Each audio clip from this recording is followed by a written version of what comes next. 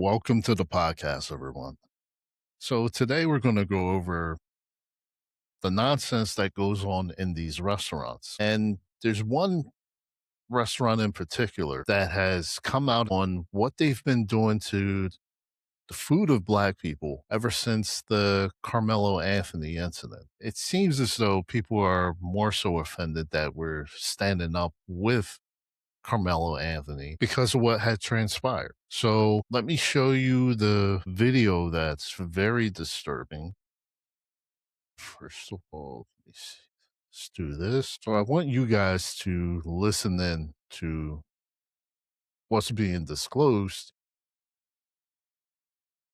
and I'll give my opinion afterwards. This next story turns out to be true. It is one of the most vile, disturbing, and disgusting things that I've heard in a long time. And why do I say that?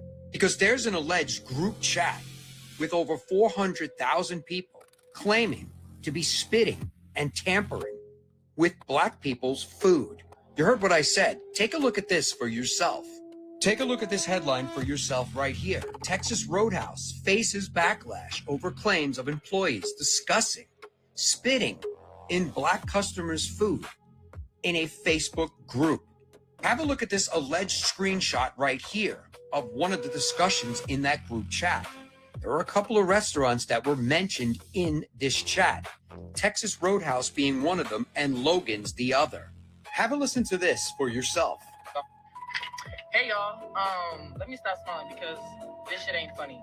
I have a message for y'all today, and it's from a Facebook group called White and Proud.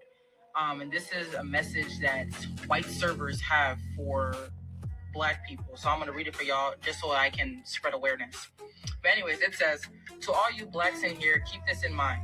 Hope you enjoy your next meal next time you eat out. There is a Facebook group that I am a part of, which is this one that I'm reading from, and it is for white servers.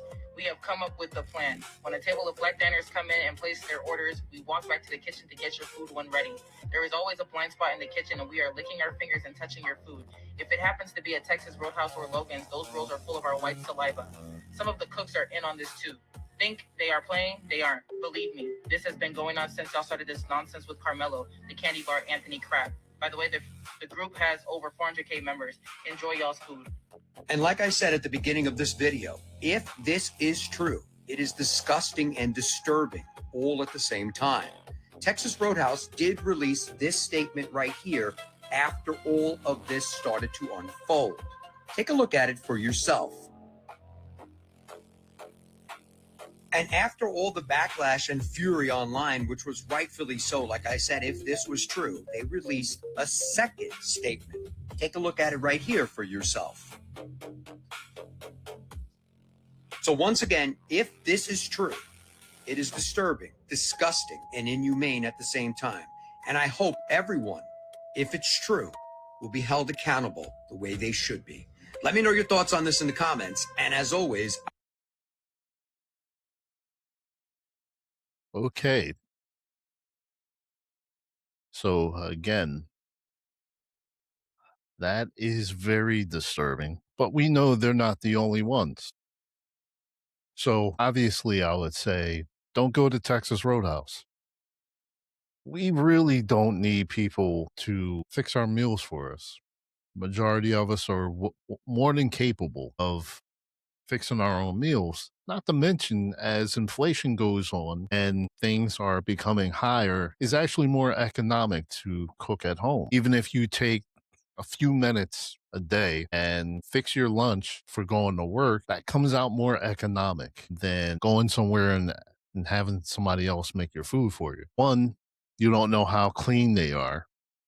There's always a part of most restaurants that you can't see somebody. Two, you don't know what they're going to do to your food. And then you're not there when the food is being prepped. So you don't even know what they're doing to your food beforehand. And, when we go to these restaurants and something's wrong with your food, get up and leave. It serves no purpose to send the food back, and they're potentially going to do even more things to your food. And let me just point out something to most of you who aren't aware of this.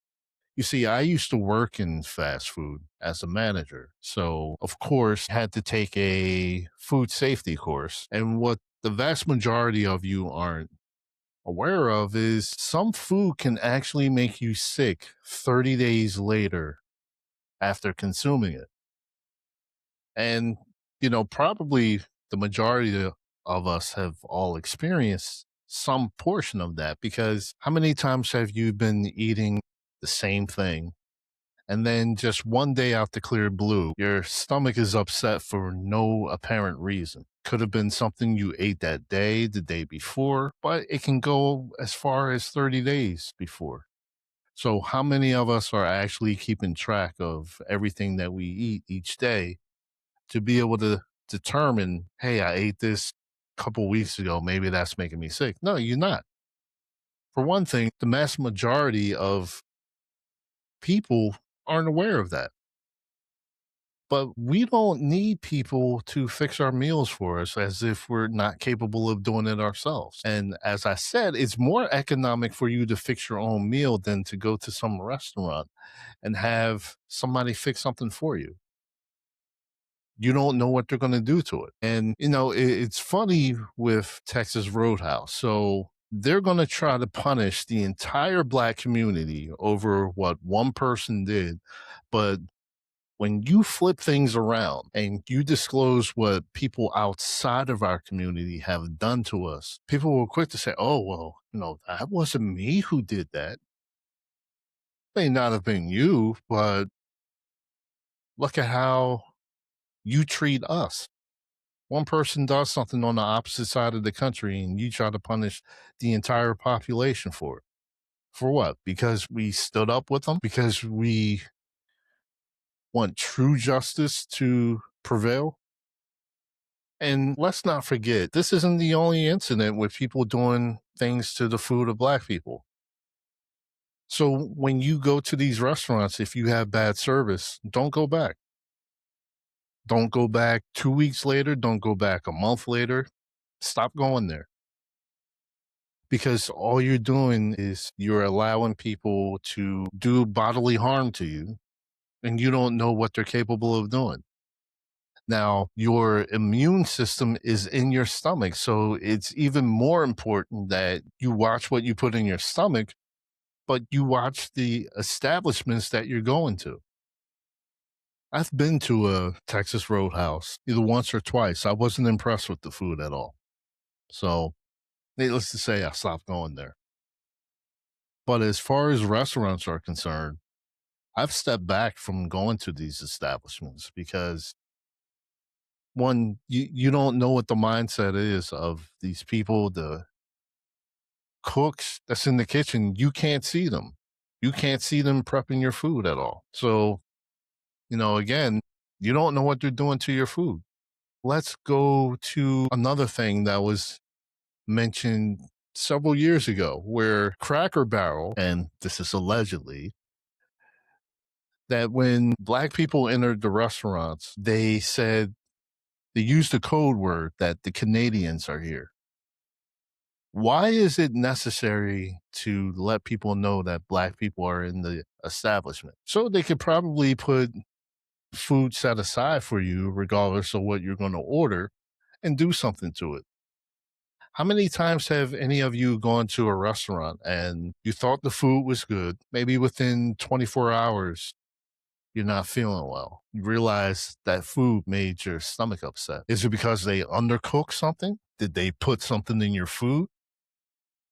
Did they put some kind of bodily fluids in your food? Why put yourself through that type of stress? Why put your stomach through that? Why put the rest of your family through that when you're going to wind up going back and forth to the restroom?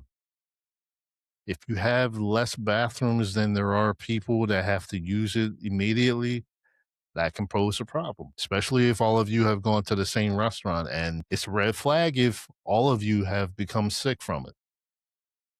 You need to stop going to these fast food restaurants. There's a lot of things in the food that can cause certain illnesses. And with the prices of things going up right now, it's actually even more logical to cook at home.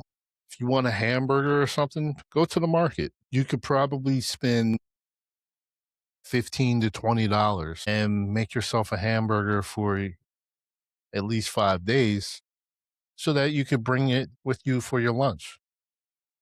If you want fries with your lunch, pre-cook the potatoes. Make the French fries yourself, or you could bring the frozen fries.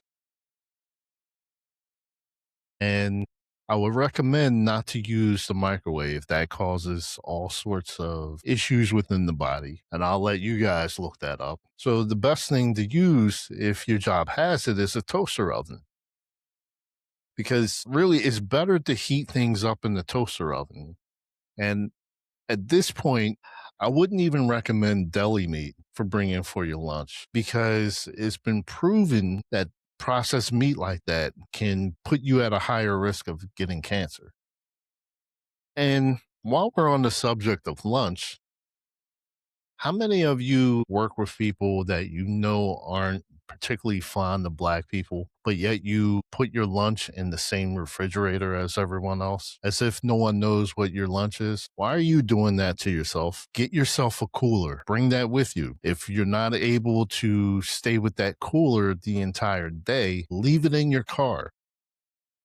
Go to your car and get it out when it's time for your lunch. Bring that up with you. But don't leave any kind of food or drink unattended. If you leave a drink out and you know for a fact that other people were in the area, pour it out. Get something else. Bring something else with you. Bring several drinks with you. Hide it somewhere. If you have a locker on your job, that's even better.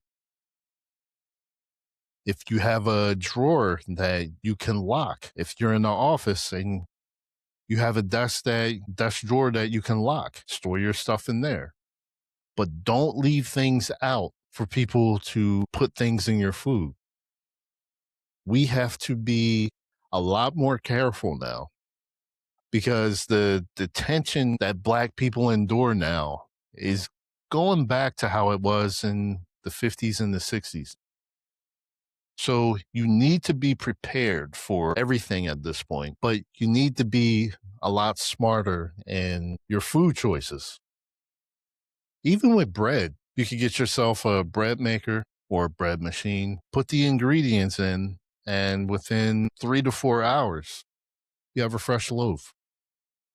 If your family eats a lot of bread, then it's actually healthier for you to make the bread yourself because you're not going to have all the preservatives in it, which is more damaging to your body than the real bread ingredients itself. Think about it. A few centuries ago, people were eating bread all the time. It wasn't doing anything to them. It wasn't until bread became more commercialized. And then they started putting these preservatives to save the company money so they're not throwing out a whole lot. So you can go back to how our people used to do before and make everything from scratch. That's how our people used to do it, just like our people used to have their own gardens and grew their own food. We need to actually go back to that now. And if you're going to have your own vegetable garden, make sure that you're not in close proximity to people. If you have a single home and your closest neighbor is maybe like a block away, then fine. But if you have neighbors on both sides of you, you're putting yourself at risk because you don't know what they're doing when you're not watching your garden. Unless you have cameras on that area, you can grow your food inside. You could get what is called hydroponics, where it's giving your vegetables and everything a constant water source, and everything is growing in it. You can do that in an apartment. And if you're not going to do hydroponics, a lot of you can put a few pots in an area, get a grow light, put that over the area, and just make sure it's an area where you can kind of manage the temperature of the room or that portion of the room so that that plant is in ideal conditions for growing. There's a lot of things we can do ourselves now. We don't need everybody else to do it for us. But let this be a warning with Texas Roadhouse. Don't think they're the only ones that feel that way. They're the ones that were dumb enough and arrogant enough to say it out loud. But we don't need people making our food for us. Really, with these restaurants, if they didn't load stuff up with salt and sugar, would you really be buying from them? You know how our culture likes real seasoning. You can still season your food well without using abundant amount of salt. And if you're going to use salt, use the healthy one. Use the Celtic sea salt that has all the trace minerals in it. The table salt that we use, it's been stripped of all minerals. That's why it spikes your blood pressure. And you're not really getting anything from it. So let this be a lesson. There's a lot of things we can do for ourselves now, and we don't need people to do a whole lot of anything for us at this point. Don't go to these restaurants begging them to serve you. If they show that they're ignorant and they don't even serve you in the proper amount of time, get up and leave. Just like we're boycotting certain businesses, we can still add more to it. So if it's not a black run, black owned business, such as a restaurant, use your own judgment. But at this point, we don't know how many other people agree with them and how many supporters they have, because this is a movement against us also. You have to look at it that way. So if it's not a black run, black owned restaurant, don't bother with spending your money there. Because as a whole for us, we don't go around spitting in people's food. So if people are bold enough to tell you that, don't go to them. Let those people who came out with that on Facebook, let them get terminated, because they're going to lose income, which pays their salary. Because let's not forget, restaurants do not even pay minimum wage. The majority of their money that they make comes from tips. So no business, no tips, no income, no ability to pay your bills then. So if they want to make an enemy out of us, let them do so. We don't have to do business with them. And at this point, like I said, I would make the recommendation not to even go there. Let that put pressure on them to do good business, because I'm sure the managers of these establishments know that they're doing it, but since they were never caught, they decided to turn a blind eye to it. We don't need that. We have too much that we have to deal with on a daily basis, and we don't need to be dealing with that. So do yourselves a favor, come up with a budget for yourself. And if you want to eat something that's of a restaurant caliber, there's plenty of books on how to make things the way the restaurant makes it, but you can put your own spin on it and actually make it healthier than what the restaurant is. Because the majority of restaurant food is processed, meaning that it's loaded with salt, sugar, and cholesterol. Three things that we don't need an abundance of. So think about that the next time you decide you want to go out to eat. Do yourselves a favor, eat at home.